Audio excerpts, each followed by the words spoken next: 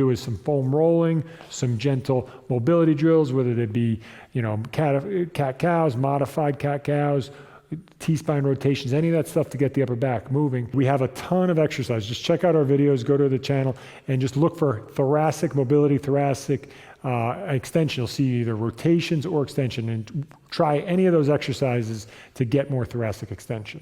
And then if it's your low back, you might want to work on some abdominal wall strengthening, dead bugs, things where you can kind of hold yourself in a more neutral position so you're not excessively arched.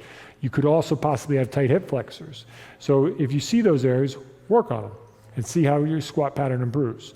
As we're moving down, we're going to look at the pelvis now. We talked a little bit about that, but a lot of people can have what they call butt winking. It's what we hear commonly in the squat pattern. As they get lower, you'll see their pelvis actually turn underneath them. And there's a couple reasons for this. So I'll have Leon demonstrate this. So as he goes down into that squat pattern, we're going to pay attention right back here.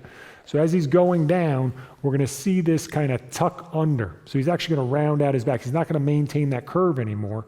And that's what they call the butt wink. Come back up, Leon. So ideally, we'll have Leon do a normal one where that doesn't happen. As you go down, as you come down and you come to just below parallel, nothing's changing here. Nothing's changing, because he's maintaining that pelvic position, that spinal position. So if you see that butt winking, well, what could that be? There's a couple main things. You generally will see that either your hips are actually too tight, the mobility of your hips is poor, and you can assess this by looking at internal and external rotation, and then you work on hip mobility drills and exercises to try to get them to open up. Or it could be a question of actually your psoas being a little bit weaker, inhibited as you go down, and it loses control on that spine and actually causes you to dump backwards. Because that hip flexor, if it's taught and engaged in the right way, it's going to maintain your lumbar curve as you go through. And if you lose the curve, it's because maybe your hip flexor is a little bit weak and actually needs to be more active and strong. And to see if you have really tight hips, you can look at, we have videos that demonstrate how to assess your own internal and external hip rotation. And if you have tight hips, different mobility drills to work on that. So check those videos out as well, as that seems to be one of your dysfunctions. The next area we're going to move down to from the pelvis is your knees. Big common fault that we see all the time in people. So we're going to have Leon again face you this time. He's going to do a normal squat. So we're going to pay attention to his knees.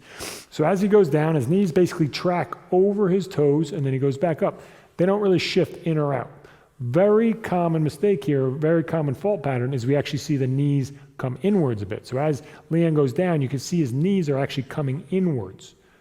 That is a fault, and a lot of times this can lead to pain and dysfunction within the knee on the inside, the hip in the back. As you come up, Leon, the main reason we tend to see that is actually just weakness in our hips and our glute. Our glutes, glute medius particularly, is a main stabilizer as we go into that squatting pattern. If we see the knee shifting in, your glute